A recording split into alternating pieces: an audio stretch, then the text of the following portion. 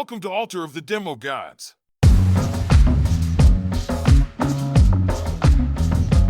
If you're wondering what advice from two experienced sales engineers sounds like, it's a little like this. Welcome back to Altar the Demo Gods. I'm Keith Wilson, joined by my co-host, John Morton. John, how you doing tonight? Hola, buenas noches, Keith. Hola. Hola, John. Remember that time we talked about Duolingo BBLs? Yeah, and I still use Duolingo, but it's been a long day. I'm not figuring out Spanish. So for the second week in a row, Good night. So for the second week in a row, welcome back, Jayden. Jayden works as a sales development rep for Brightive. She was on last week to talk to us about her role as a sales development rep. So if you missed last week's episode and are interested in that role, highly recommend you go back and listen to that. Jayden, how are you doing this evening? I can't complain. Cannot complain at all. How are you guys? Doing well, I think. It's getting late for me. I know, because I'm old and on the East Coast, so we start at this, and John's on Mountain Time, so we start this at like when I normally go to bed. No, we finish when I normally go to bed because I'm an old man. Yeah, that is pretty late for you. It is, yeah. Just 11, in general, though, for anyone, I feel like 11 p.m. is very late in my old age of 38. I think his late is relative to what the activities are. If I'm drinking and hanging out, like I look and it's 3 a.m., I'm like, why are they turning the lights on? Sure, it is relative. If there's the entertainment, sun's not up yet. Yeah. Or as my girlfriend's brother says, the night is in diapers. It's in diapers. I just had to digest that concept. Yeah, it takes a second. The night's still young. It's still a baby. Let it marinate. It's in diapers. Let it marinate. There you go. It was marinating in some tequila. I get it now. The night is in diapers. It's still early. All right. So last week we did talk about sales development rep, their position. We had a great conversation about cold calls. To me, that's that has to be one of the most uncomfortable aspects of the job, but Jayden really had a lot of good insight into that, along with as far as being authentic. We talked about getting closer to a yes through no's, and just your attitude around that. You seem to really kind of just let that stuff roll off your back. So I thought that was interesting. You have John, to. Yeah. Well, yeah. I mean, like we talked about, you even have people yell and scream at you and all that. Yeah. Hey, that's still better than them not picking up, but exactly. Yeah. A win's a win. Yeah. You'd rather, and we've talked about this before too. I guess what we had on previously, Charles Herring, one of his best lines is like, they're either going to love me or they're going to hate me, but they're not going to forget me. So same thing, right? Like people always remember how I made them feel, baby. Yeah. Yeah. I don't care if they love me or hate me as long as they don't forget about me. That's the quote. I love that. You tell them things like, why was I born? Right, Jayden? I heard that was used once in an SDR cold call. I didn't ask changes to be born. the whole dynamic. Yeah. It does. I don't want to go too far into last week's episode because we're giving away the goods here. So if any of that interested you, I recommend you go back, listen to episode 26, where we talked about being a sales development representative. This week's episode, we're talking about brand awareness and how that relates to lead generation. So we were talking during our break here a little bit about this. So I run a program for the company that I work for that is a big brand awareness campaign, right? It is a big, it does other things as well, but brand awareness is one of the top goals. And Jayden, you have a bit of experience too, because not only being an SDR, do you have to call leads and all that? Sometimes you have to source your own leads as well, or keep an audience attentive. So we were talking a little bit about some of the things that you do for that, right? I think John brought up memes, right? Definitely. Yeah, because especially with cold outreach, like how are you gonna just separate yourself from today's digital noise? There's a lot of people reaching out. So really LinkedIn is really where I create my own brand awareness, whether that be just me or Brightive, the company that I work for. Same with cold calling, being authentic, but also having that transfer over into social media with LinkedIn, creating posts that not everyone sees every day. Yeah. A post that, maybe you don't do anything about it, but you don't forget about it, or kind of makes you engage with it a little bit more, or be like, what is this Jayden girl posting about? What is she saying? Like, I'm going to go click on her account. Who's her employer? Whether that's good or bad, Yeah. Well, I mean, the image itself is going to catch your attention usually. Of course. Yeah. Of course. Yeah. And it's really the image that attracts, no one's going to sit there and read a novel. So really just staying up to date with unique posts, but then also taking it a step further and engaging with prospects on LinkedIn. I like to use memes. My first message, if you connect with me on LinkedIn, is going to be Forrest Gump waving his hand, saying hi. And if you don't answer me, I'm going to send you another meme of Mr. Bean just waiting there in the field. The sheer genius of that. I just want to double tap on that, Jayden, and at least prop you up a little. Because I get advertised to all the time, right? People see my title, my logo, how I advertise myself, my digital presence. So my inbox is just flooded with digital noise, as you put it. Mm-hmm. I get emails, I get phone calls, I get LinkedIn messages. And I would say the percentage of folks that actually get my attention is less than 10%. And of that, it's only because it's something catchy. And of that, I'd say less than 5% use something like Forrest Gump waving. And I was just going to say, and what percentage of that got your attention in a negative way that just made you angry?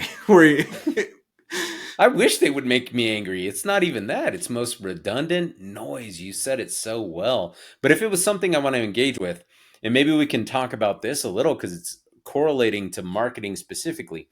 If I know they even did an ounce of research, they know just anything about me. Keith said, I'm in Mountain Time. That's the most unknown. Most people don't even know Mountain Time's real. If they've done even that amount of research, like my school, my things like that, and they throw in a meme, we're hitting it off automatically. I'm going to look at it. Yeah. Is that something you do, Jayden? Do you do that sort of research before you send the Forrest Gump waving? 100%. Oh my gosh. I stalk people's Facebooks to see if I could get a little nugget to use. But people like to talk about themselves, especially if they're active on LinkedIn and social. If they're really active on LinkedIn, they're probably really active on Facebook as well. But just leveraging their interests. There was one guy, he had his own podcast. So I actually sent him a podcast that you were on, John, just kind of explaining what Brightive does. And, it was an IAM, Identity and Access Management, podcast. So I was like, hey, I noticed you're really interested in podcasts. Just take a listen. Not trying to sell them or anything. Just if you're really interested in podcasts, you would appreciate someone sending you a podcast, Maybe we take this opportunity, Keith and Jayden, to say, hey, we have an example of a next level SDR who I know is successful. So one of the things you're doing is you're doing research. You're going out and you're checking out this person's digital footprint and you're collecting data about them. You're finding out that they may like to talk or do certain things, and you're catering a specific message that you think can penetrate the digital noise. And then you're delivering that in a certain cadence or way. Okay. Definitely. I'm just level setting the basics because a lot of our listeners come from all over. And if they even have this map, that's super powerful. So you're saying you do that. Of course. And then you get them interested there. Yeah. You get them interested. Okay. Mm-hmm. So a lot of this sounds like it's tied to your personal brand as well, right? So when we talk about brand awareness, we're not talking about just corporate brand awareness, right? Generally, you've got a marketing team that's going to handle that. To me, it's almost more of an interesting topic to talk about more of the personal brand awareness and building your own sort of personal brand, but that personal brand that is an offshoot of your corporate brand, right? Because it still has to tie back to Brightive somehow. Yeah. If anything, I feel like the Brightive mascot sometimes. I feel like I should just be dressed in blue with a sign in the air. That's how I feel on LinkedIn sometimes. Because I'll even have people ask me like about Brightive just because of a post that I made, or like I think once you start to build that personal brand and connect it to the company that you work for, it'll just start to go hand in hand because people buy from people, you know? Yeah. And So, in a way, you're almost building trust too, right? Because of course. they know what they're getting, right? It's the same, not that you're posting the same thing over and over again, but you're being consistent and reliable in the fact that you are posting something that is entertaining, informative, helpful in some way, right? Yeah. There's some value in what it is that you're posting. And not even being like, as an SDR, my main goal is to get that meeting, but sometimes not even trying to push for the meeting initially, like just kind of building that trust and relationship, especially if it's someone that could be a potential champion. Just something like, hey, noticed you're a Packers fan. That was a great win last week. And then just leaving it as that. Mm-hmm. That's just kind of planting the seed, and then you'll continue to water it, when timing's right for both ends. I think that's absolutely critical, especially when the organization you may happen to work for doesn't have that brand awareness. You're not out there pitching IBM. You're not out there pitching Facebook, or even now Stanley Cups, right? Like, you're out there pitching something people don't even know how to pronounce the name of the company. So you're trying to cut through the digital noise and make an immediate impression. It's got to be a good feeling when they're saying, well, tell me more about who you work for, even at that level. Definitely. No, that makes it rewarding. Here's an interesting question, and I think, Keith, you were alluding to this in our break. What do you think, Jayden? Would it be easier or harder to sell a company that's well known? Let's say there was a company, something like in cybersecurity, CrowdStrike, or a Palo Alto Networks. Do you think it'd be easier to call in and say, this is Jayden, and I'm with Palo Alto Networks, and I'd like to pitch you? Or, here's my Forrest Gump waving meme. Let me teach you something new. What do you think? Me personally, I think Forrest Gump waving, just to educate people. Because I feel like, if I for some reason happen to pick up the phone and it is a cold call and they're like, hey, this is Jayden from Meta, I already know what Meta does. Like, I don't need to go through with this phone call anymore. I know exactly what they do. Maybe I have a problem that's worth solving for them, but like in my mind, I already know what they do and I'm not interested, That is an interesting thought. I never thought of it that way, of where it, because I guess worst case scenario, if you work for a big company like Pan or Palo Alto or CrowdStrike or something like that, is that you do have like a new solution or something that solves their problem, and they think they know what you do, but they don't. Yeah. So they won't listen to you. Where when you're at a smaller, sort of lesser known startup, they have no idea. You're buying, we talked about buying on the cold calls, you're continuously buying time, right? This is a way to buy time, because you're like, well, I'm from Brightive. Well, tell me, what is a Brightive? What does a Brightive do, right? I don't have any preconceived notions about what you do, so I'm the mascot out there like the Noid. Actually, I don't even tell them who Brightive is on the call. I don't even. You don't have tell to, them right? Until they ask, Yeah. It's like the Noid. Jayden, I'm going to ask you a question. It's going to inappropriately age you, so hopefully Keith and I, we don't have to deal with that in some sort of weird way. Do you know what the Noid is? The NOID Noid. I have no idea. Keith, do you know what the Noid is? That was from Domino's, right? That was it, baby. Domino's Pizza, the Noid. Yeah. It was part of their branding campaign, right? Okay. Yeah. So what is a Noid, though? It was a cartoon character, right? It was like kind of a cartoon character that kind of highlighted this point about you don't know what he is, but he's the Noid. Oh. And when you saw him, you never forget. He was like the mascot for Domino's I just Pizza. looked him up, and I'm never gonna forget this character. This is scary. That's brand awareness, though. 25 years, 30 years ago, I learned about the Noid and I never forgot. Or what about, I mean, think about like the Super Bowl commercials that we saw, John, as kids that you'll still hear today, and you'll chuckle a little, but you'll instantly you'll instantly think of Budweiser. Whether it's the Budweiser frogs, The frogs. or the what's up? Yeah. I know that one. Yeah. You know that one? I know that How one. about Spud McKenzie? Spud McKenzie was dope, too. I saw him in a bunch of bikini advertisements. Spud. You ever heard of Spud? I have not. Oh, my. So brand awareness is actually a critical thing, and it's this like sort of same viral effect. Spud McKenzie's funny. He was awesome. He was a dog. Yeah. So I think what we're learning is that brand awareness, like a lot of the lasting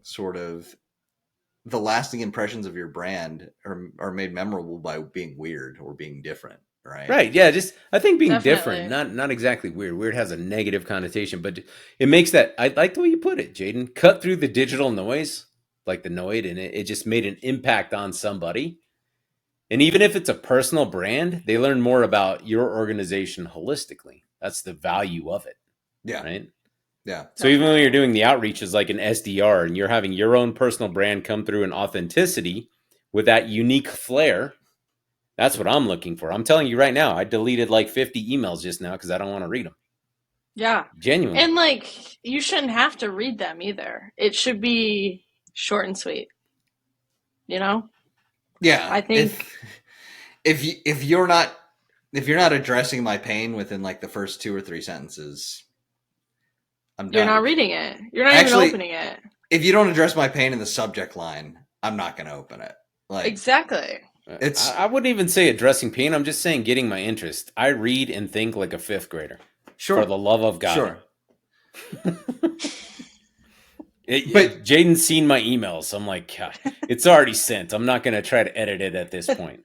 We're committed. Either you understand the words or you don't. Like with cold calling, you're just trying to buy that next 5 seconds, right? I'm trying to buy an opportunity to give you more information. Mm-hmm. I'm just Definitely. I just don't have to be on the phone with you. It's asynchronous cold calling. Yeah. Yep. Yep. So even in your own personal brand awareness, Jayden, you know, we talked about this a little bit earlier, and we're going to give a shout out to Pedialyte. I don't know if they'd sponsor us. But like you found a unique way in your own personal endeavors to like, you know, find some branding. Was it the same sort of logic? Did you follow the same sort of path where you were just following some social media trend and you latched on and you found somebody willing to invest in you? How did that pan out? You know, I was an SDR before I even realized I was an SDR because in college I was drinking Pedialyte. You know, I was a freshman in college, away from home, hungover. But I was also, you know, an athlete in college as well. So I was drinking Pedialyte all day, every day. And I thought to myself, I was like, I should just start like posting about them. So I would tag them in every single post. Like I'd post like maybe 3 times a week. And I stayed consistent for that for about a year and a half until one day they actually reached out to me and they were like, hey, we've noticed your consistency. We would love to sponsor you. And that is amazing. See, John, all you have to do is post about Malort 3 times a week for a year and a half. I harass Malort regularly. And the rest will happen. I've been to their office. Maybe that's the threat, though. We need to send Jayden and not me to the Malort office. They're like, no, we're not. Don't answer the door. This guy's here again. Oh, yeah.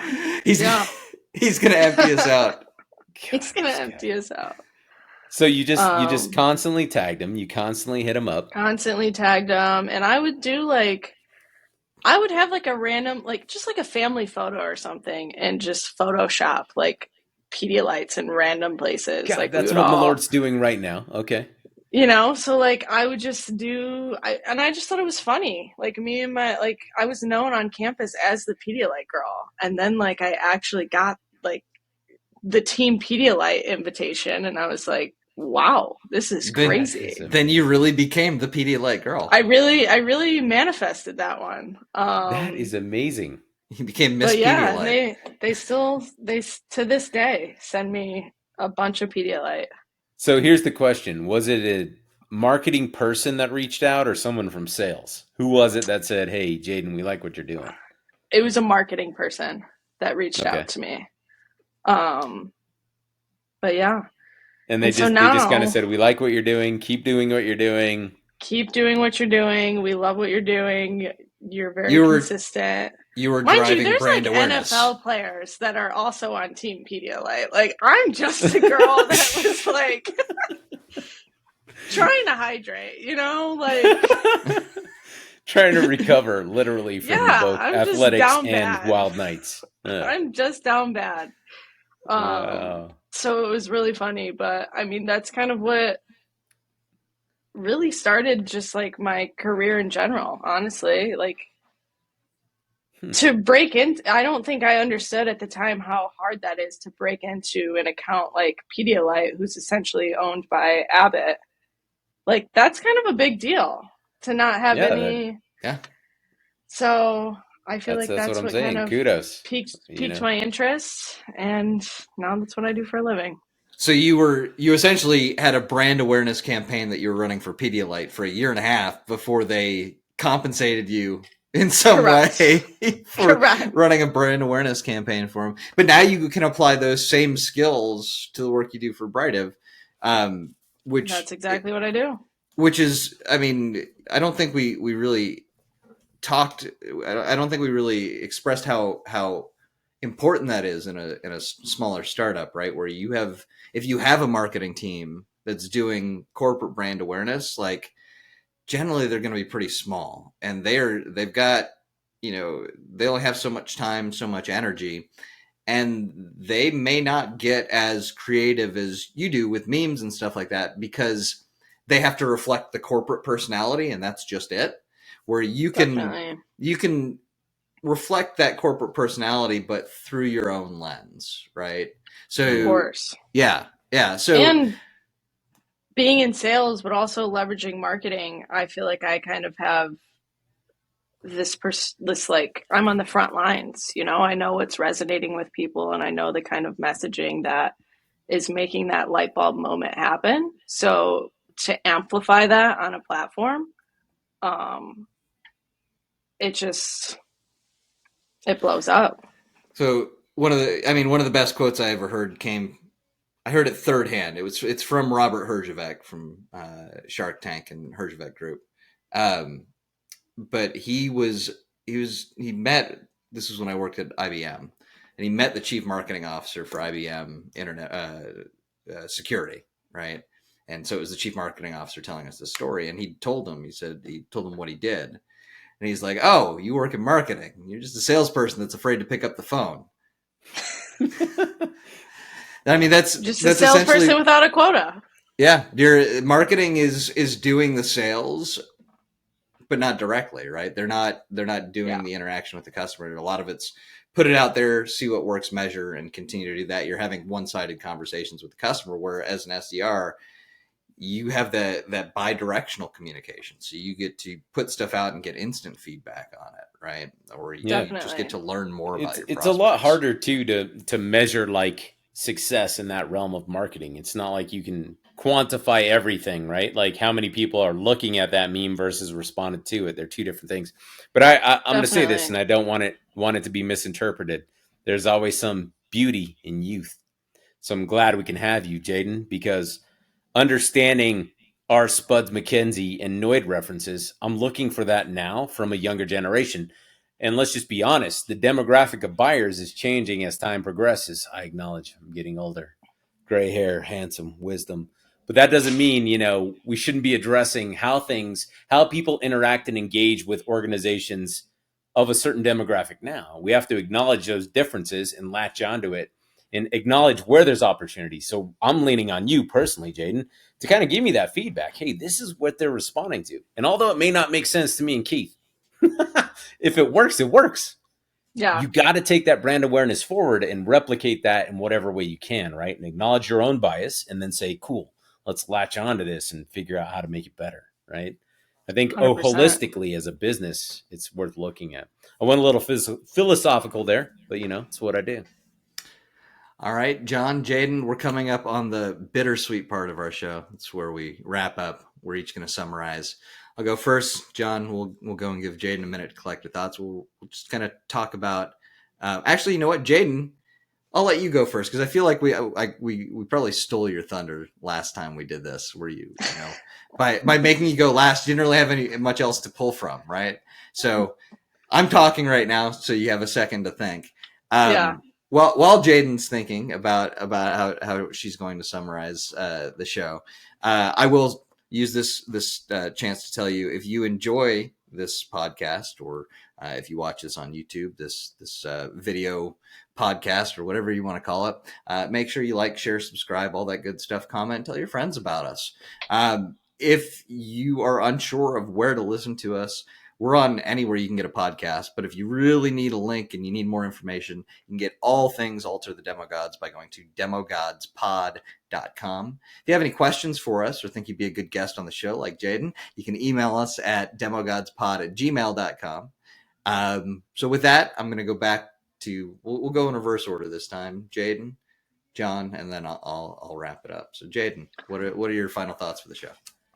I would say my final takeaways for the show would be to really find a way that works for you, because what works for me might not work for everyone else, but find a way that helps you break through today's digital noise and really focus on research. What kind of personalization nuggets can you add to your messaging that's really gonna make them take a step back and continue the conversation with you. I'll even add to that, if you want good examples of this, follow Jayden on LinkedIn. You can see what she's posting that way. John, what do you? Yeah, exactly. No, to that exact effect, right? Your personal brand is you, right? Your jobs are going to come and go. It's an unfortunate thing in the modern age. So if your personal brand is valuable enough to get someone to sponsor you like Pedialyte, be proud of that, shine it, let it pound through, and organizations will recognize that and figure out how to echo that and capitalize on that. And that correlates to everything you're going to do from that brand awareness and marketing. So take care of your own personal brand. Yeah. As an individual contributor, I think it's important that, you don't just rely on the company itself to do their own branding and build their own brand awareness. You need to incorporate that, especially if you're in a sales position or as an SDR or even a sales engineer. You need to incorporate your point of view into that company's brand awareness. That way you're building both brands together. And I'm still going to go with weird. It's okay to be weird. It's okay to be a little different. You're going to get attention. It's Buds McKinsey. That's right. Or the Noid. The Noid. Like I said, you're either going to love me. Yeah, the Jayden, you're going to love me or hate me, but you're not going to forget me. Right. I love that. So with that being said, again, Jayden, thank you so much for being on. You've been a great guest. John, I think guys. we've got a new friend of the show, so hopefully we'll have you back on. Again, if you enjoyed this episode, please like, subscribe, share so you get all of our episodes. Don't forget to subscribe to our podcast. We have a new one coming out every Monday just for you. So we'll catch you next week on the next episode of Alter of the Demo Gods.